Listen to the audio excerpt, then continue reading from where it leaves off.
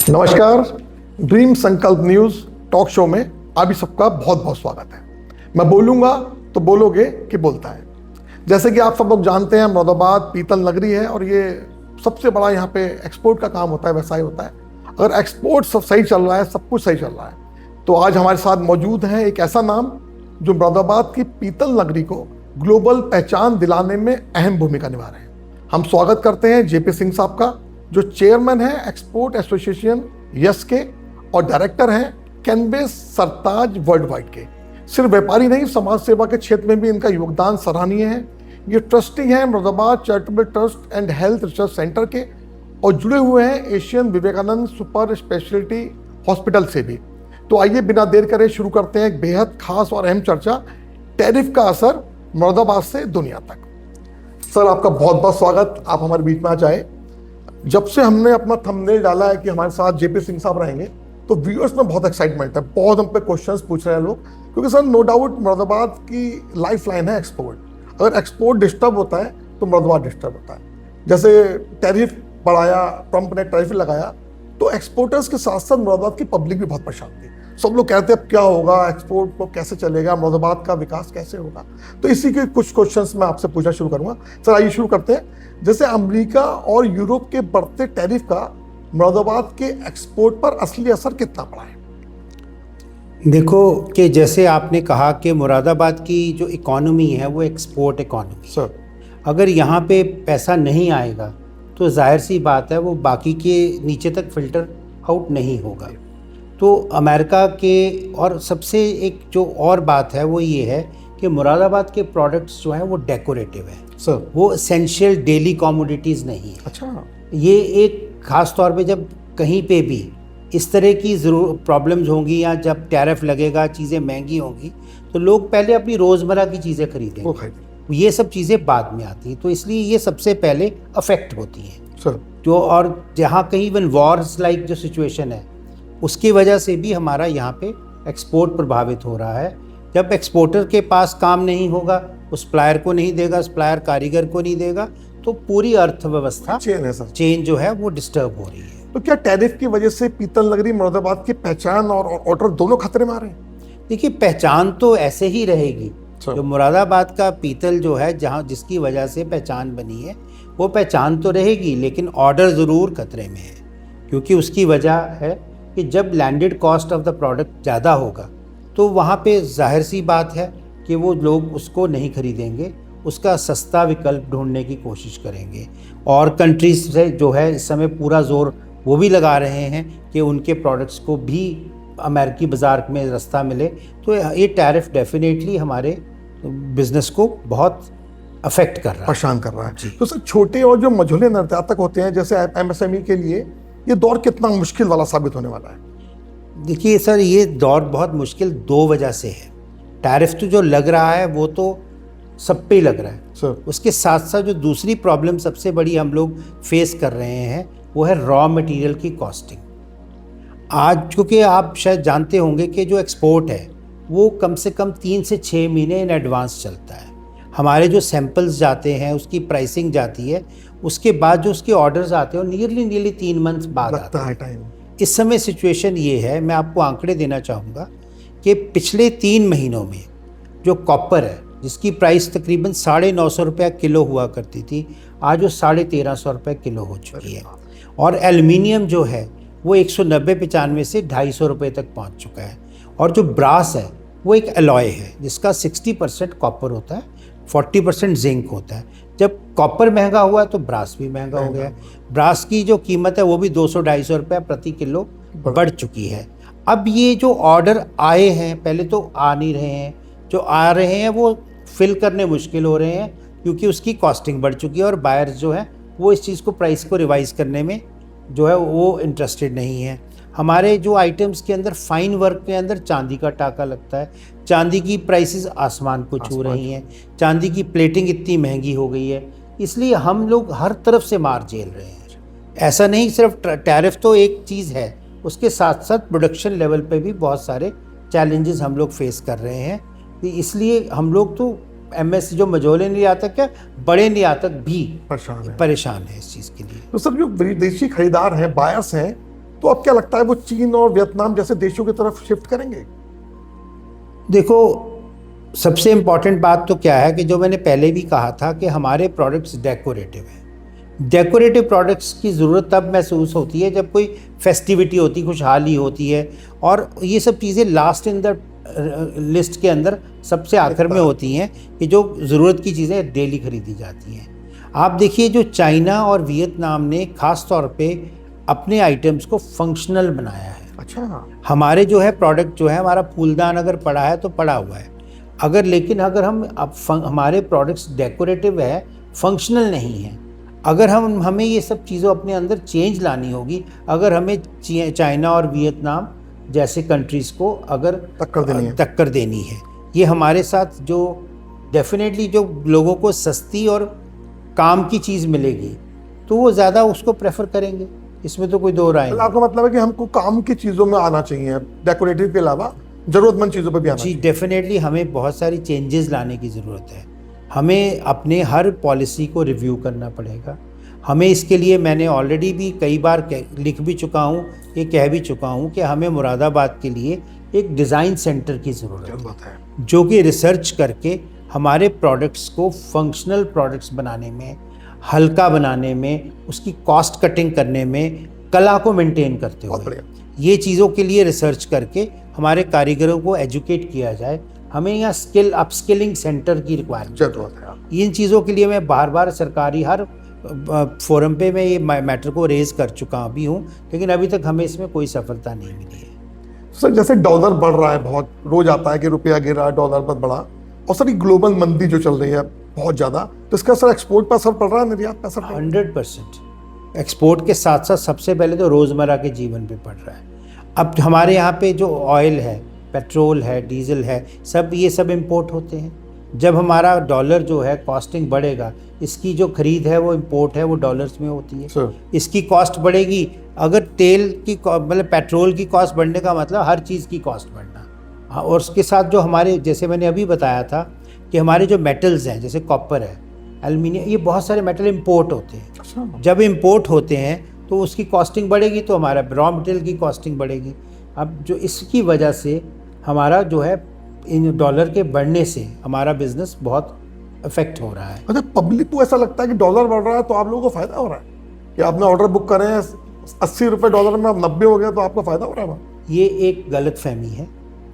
ठीक है, वो आपको एक उसका इंस्टेंट इमीडिएट बेनिफिट जरूर दिखता है कि जी मैंने 80 में ऑर्डर बुक किया था, 90 में मैं रियलाइज़ कर रहा हूँ, but at the same time अगर इसका ग्लोबल प्राइसिंग इंडेक्स वो तो बढ़ता है ना, जब फॉरेन करेंसी जो है वो डॉलर, क्योंकि मेजर करेंसी ऑफ ट्रांजैक्शन है, जब वो महंगी होगी तो हमें जब जो चीज़ें इंपोर्ट करनी पड़ती वो सब महंगी होगी। इसीलिए तो हमारे प्राइम मिनिस्टर साहब बार बार कहते हैं कि मेक इन इंडिया के ऊपर जोर देना चाहते हैं कि ताजो जो भी चीज़ें इंडिया में बने, और जो है वोकल फॉर लोकल, ये बातचीत जो कहते हैं उसके पीछे ये मंशा यही है कि हम कम से कम इंपोर्ट करें। जब चीज़ें हम इंपोर्ट करेंगे तो कॉस्टिंग बढ़ेगी।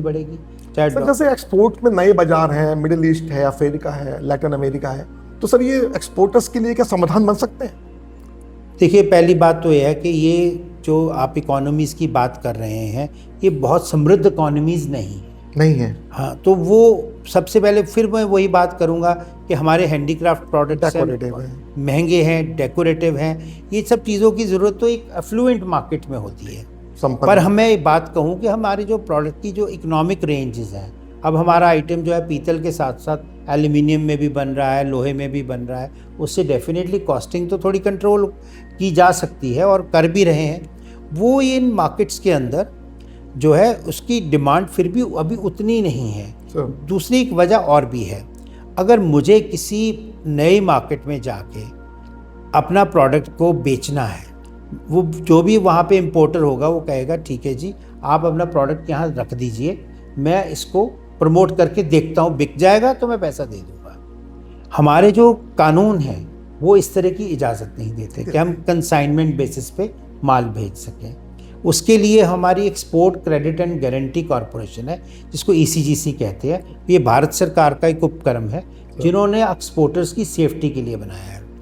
अब वो जो ECGC है वो 95% तक उसको इंश्योर करती है, प्रीमियम लेती है ताजो अगर बाय चांस वो आपका कस्टमर पे ना करे किसी वजह से, तो पहली कोशिश करती है कि पेमेंट दिलाया जाए। अगर वो पेमेंट नहीं दिला पाती तो आपको उसका क्लेम देती है, बट उसकी एक शर्त है, वो सभी मार्केट्स की क्रेडिट रेटिंग देती है। जिसकी क्रेडिट रेटिंग बी या सी है वहाँ पे उसकी पॉलिसीज एप्लीकेबल नहीं है। नए बाज़ार में जाने के लिए जो हमें ECGC की बैकिंग चाहिए वो मिसिंग है।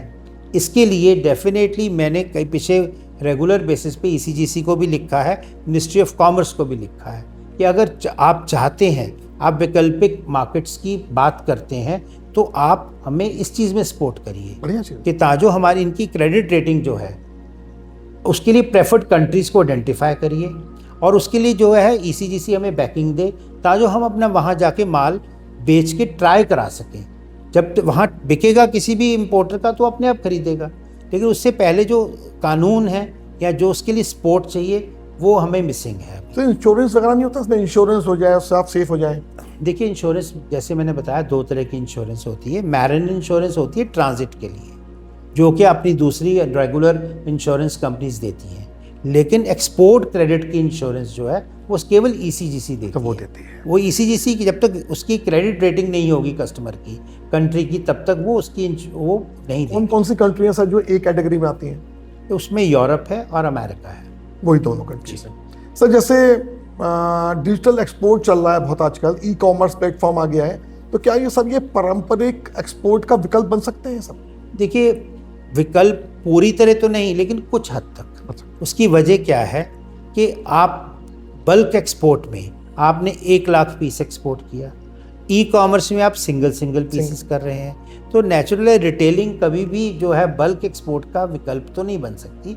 पर हाँ, डेफिनेटली जो न्यू जनरेशन है, जो डायरेक्ट टू कस्टमर का एक आने वाला टाइम है, ये उसमें ये चीज़ें हो तो चुकी हैं। हमारी नई जनरेशन भी बहुत सारी चीज़ें अमेज़ॉन वगैरह से डायरेक्टली मंगाती हैं, तो ये एक ऑप्शन के तौर पे उभर रहा है, पर ये 100% विकल्प मतलब आपको नहीं है। परेशान नहीं कर रहा है ये कुछ भी, ऐसा कुछ नहीं, हमें तो वैसे नहीं परेशान कर रही, इसकी मार्केट ही टोटली डिफरेंट डेवलप हो रही है, और इसके लिए बहुत सारा पूरी दुनिया खुली है काम करने के लिए। ये डेफिनेटली एक रास्ता है, बट पूरी तरह से विकल्प नहीं है। तो सर, ये जो संकट चल रहा है इस टाइम, इतना टैरिफ वार चल रहा है, तो सर आपकी एसोसिएशन एक्सपोर्ट एसोसिएशन, आप चेयरमैन है, तो उसमें क्या रणनीति करी है आपने इससे निजात पाने के लिए?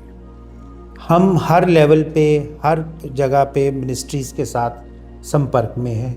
हमारी export promotion council for handicrafts, इसके चेयरमैन श्री नीरज खन्ना हैं, वो भी बहुत प्रयास कर रहे हैं कि एक्सपोर्टर्स की हर प्रॉब्लम को वो सरकार तक लेके जा सकें, बैक्ड बाय डेटा, उसके जिसके पूरा उसके आंकड़े तक लेके जाएं, ताकि सरकार को उस पर कोई भी सही कदम, सकारात्मक कदम उठाने के लिए उनके लिए आसानी हो।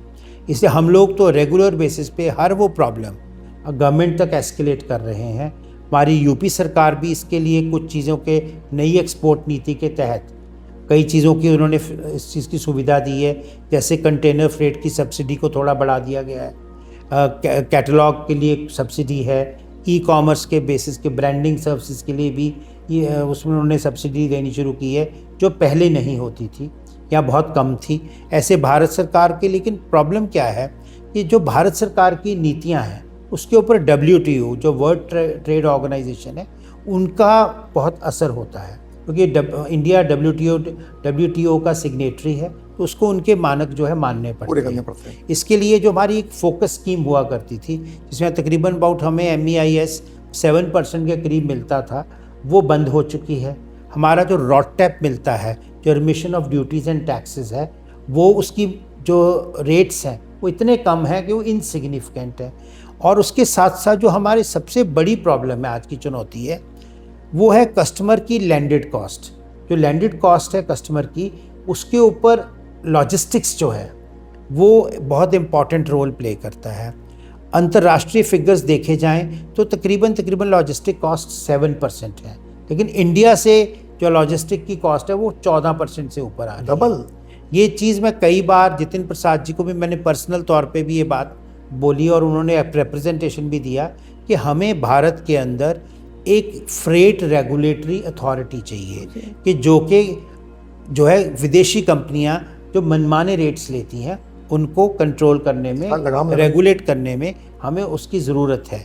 मैं आपको एग्जांपल देता हूँ, हमारे यहाँ पे जो एयर फ्रेट में जो मेन 3 कंपनियाँ हैं, DHL, UPS, FedEx, ये सब कंपनियां ने पिछले दिनों में जब क्रिसमस से पहले जो शिपमेंट्स के प्रेशर थे, इन्होंने पीक सीज़न सरचार्ज लगा दिया। उन्होंने अपना जो कि 50 रुपये किलो से लेके तकरीबन 150 रुपये किलो तक वेरी कर रहा था अलग अलग कंट्रीज़ के लिए।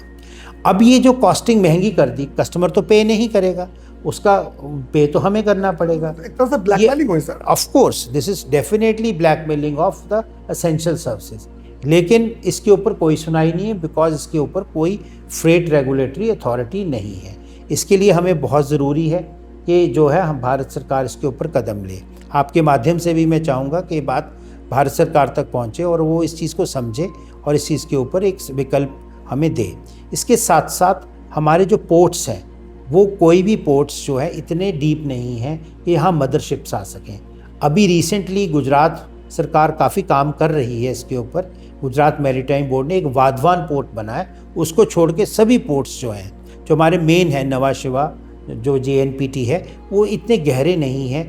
तो वहाँ से सिर्फ फीडर वेसल्स जो हैं वो कोलंबो, बुसान कोरिया में और सिंगापुर जाते हैं, जहाँ पे हमारे कंटेनर्स जो हैं वो मदरशिप पे जो है ट्रांसशिप होते हैं। इसके साथ $500 प्रति कंटेनर की कॉस्ट में एस्केलेशन होती है। ये सब चीज़ें जो है हमारी को कॉम्पिटिटिवनेस में अफेक्ट करती हैं। ये सारी जो चीज़ें आपने बोली, तो ये प्रतिस्पर्धा के लिए देखो, आपको हमारे प्रोडक्ट रोज़ का खाना नहीं है। हमारे प्रोडक्ट्स ऐसे हैं जो डेकोरेटिव हैं। अगर वो कॉस्ट कॉम्पिटिटिवनेस होगी तो ये ज़रूर बाकी जगह पे जहाँ पे इसकी ट्रेडिशनल मार्केट्स नहीं है वो पसंद किए जाते हैं, हैंड क्राफ्टेड होने की वजह से इसको प्रीमियम मिलता है। बट क्योंकि ये प्रॉब्लम्स जो हैं इसकी वजह से हम लोग अफेक्ट हो रहे हैं। सर ये टैरिफ वाल अगर लंबी चलती है, वैसे तो लग रहा है कि कुछ सॉल्यूशन निकलने वाला है बहुत जल्दी, तो सर इसमें अर्थव्यवस्था को बचाने के लिए मुरादाबाद की क्या कर रहे हैं सर आप, इसमें क्या करेंगे? देखिए, इस समय तो सरकार ही कर सकती है। कुछ उनको शॉर्ट टर्म विकल्प लेने पड़ेंगे, कुछ लॉन्ग टर्म विकल्प लेने पड़ेंगे। जो शॉर्ट टर्म विकल्प हैं उसके लिए उनको जो import of the metals required है उसके ऊपर से इम्पोर्ट ड्यूटी हटानी पड़ेगी। हटा दें या कम कर दें? यहाँ कम कर दें या हटाएं, ताकि जो हमारी कॉस्टिंग ऑफ आवर जो इम्पोर्ट जो मेटल है यूज़ हो रहा है वो कम हो जाए, ताकि जो हमारे को एक डोमेस्टिक मार्केट या अदर इकोनॉमीज़ में जाने में हमें हेल्प मिले। क्योंकि बाकी कंट्रीज़ महंगी कॉस्ट पे नहीं खरीद सकते, जो छोटे कंट्रीज़ हैं। तो अब वहाँ पे अगर हमें बेचना है तो हमें डेफिनेटली लो प्राइस पे बेचना पड़ेगा। अगर हमारी इंपोर्ट कॉस्ट ही ज़्यादा है तो हम कैसे नहीं कर पाएंगे। ठीक है सर, कुछ मेरे पास व्यूअर्स के क्वेश्चन है सर आपके पास, ये हमारे व्यूअर्स ने हमसे पूछे हैं सर। ये पहला क्वेश्चन है सर, मुरादाबाद से पूछा है मनोज शर्मा जी ने, कि मुरादाबाद के कारीगरों और मजदूरों की आज की सबसे बड़ी आर्थिक चुनौती क्या है? देखिए, जब बिज़नेस कम होगा तो जाहिर सी बात है कि उनके पास भी उनका भी इनकम अफेक्ट होगा। इसके साथ साथ जो मैं समझता हूँ, जो इस चीज़ को मैं काफ़ी हाईलाइट भी करता हूँ, कि मुरादाबाद की इंडस्ट्री जो है वो कॉटेज इंडस्ट्री है, जहाँ पे एक ट्रेडिशनली नीचे दुकान ऊपर मकान का कॉन्सेप्ट रहा है। जो कारीगर है नीचे काम करते ऊपर रहते हैं, लेकिन नए नए कानूनों की वजह से उनके ऊपर बहुत सारे प्रतिबंध लग गए हैं कि वो नीचे ढलाई नहीं कर सकते, उनको कोयले की भट्टी को रिप्लेस करना है गैस की भट्टी से। ये डेफिनेटली बहुत ज़रूरी भी हैं क्योंकि उनकी सेहत का मामला बीमार कर रही है सर। नहीं, बिल्कुल इसमें ऊपर तो कोई दो राय नहीं है, लेकिन वो अफोर्ड कर सकते हैं। गवर्नमेंट का उनके लिए क्या फाइनेंसिंग का मॉडल है, ये लैक करता है। इसके साथ साथ मैंने एक और भी बहुत सजेशन बहुत बार हमारे उद्योग बंधु में भी रखा है, वो ये है कि जहाँ पे आप अगर आपको हैंडीक्राफ्ट करेक्टर भी मेंटेन करना है, कॉटेज इंडस्ट्री को भी मेंटेन करना है, लोगों को डिस्टर्ब भी नहीं करना है, तो ऐसे सूरत में आप वहाँ पे एक जॉइंट एयर फिल्टर लगा सकते हैं कि जो हवा को साफ करता रहे। अच्छा। लोग भी वहाँ मौजूद रहें, अपना काम करते रहें, कोयले से ज़रूर गैस की भट्टी पे आ जाएं, लेकिन उसके साथ साथ अगर हम जॉइंट एयर फिल्टर्स ऐसे क्लस्टर्स में लगा दें, उससे हवा वहाँ साफ होती रहे, तो कम से कम उन लोगों की सेहत पे ऊपर बुरा असर नहीं पड़ेगा। सर एक क्वेश्चन आया सर, ये रवि राजपूत जी पूछ रहे हैं कि क्या भारत सरकार की मौजूदा नीतियां एक्सपोर्टर्स को राहत देने के लिए पर्याप्त हैं? नहीं, पर्याप्त बिल्कुल नहीं है। वो सरकार ने जो है एक निर्यात फंड बनाया है वो पूरे भारत के लिए है, उसके लिए हर इंडस्ट्री को कवर किया है। हमारी जो बेसिक सरकार से जो रॉड टैप मिलता है, हमें रॉड टैप की दरें बहुत कम हैं, जो कि सफिशेंट नहीं है। जैसे मैंने बताया, हमें लॉजिस्टिक्स के लिए बेहतर कंट्रोल चाहिए ताकि जो हमारा शोषण ना हो सके। जो जिन दिनों में रश होता है, जिन दिनों में ज़्यादा, उन दिनों में भाड़ा बढ़ा दिया जाता है, लेकिन कस्टमर को तो इस चीज़ के लिए मतलब नहीं है, उसको है। बाकी हमें जो मिलती है इंटरेस्ट सबवेंशन है, वो उसमें बार बार हमें सरकार से गुहार लगानी पड़ती है। खैर अभी फ़िलहाल तो मिल रही है, बट वह है कि उसका अगर रेट और बढ़ जाए तो और लोगों को इस चीज़ का बेनिफिट होगा।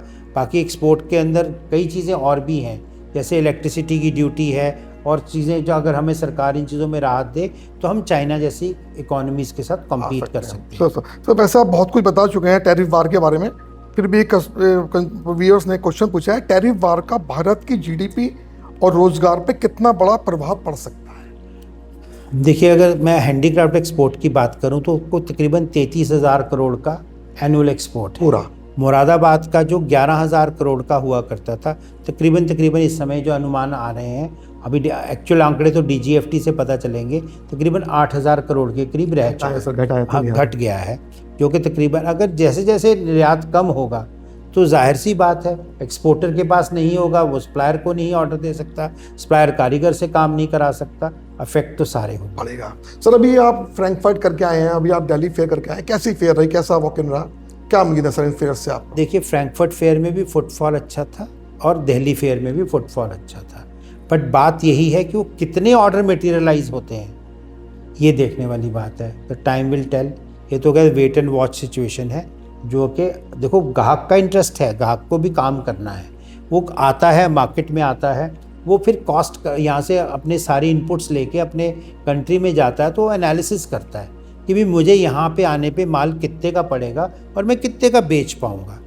तो वो और यहाँ से जाके आजकल प्री सेलिंग का भी कॉन्सेप्ट है कि लोग जो है सैम्पल्स मंगाते हैं, फिर अपनी पहले बुकिंग करते हैं, फिर वो ऑर्डर प्लेस करते हैं। ये सारी चीज़ें उस पर डिपेंड करती हैं।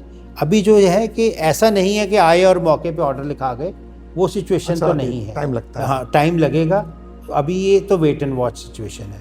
अभी इसके लिए कोई ऐसी डेफिनेट मैं नहीं कह सकता कि इतने कंफर्म्ड ऑर्डर्स हैं, ये समय से आएंगे। सर बड़ी अच्छी बातचीत रही सर, हम प्रे करेंगे भगवान से कि आपको खूब एक्सपोर्ट चले और खूब ऑर्डर्स की बरसात हो और भारत सरकार आपको बहुत सपोर्ट करे, जो नहीं कर रही है अभी ऐसा लगा, क्योंकि कुछ आपने बड़े ग्राउंड लेवल के क्वेश्चंस बताए हैं कि जो प्रॉब्लम्स आपके सामने आ रही है। सर बड़ा अच्छा मेरे को लगता है कि वार्ता रही और हमारे व्यूअर्स को बहुत फायदा मिला है।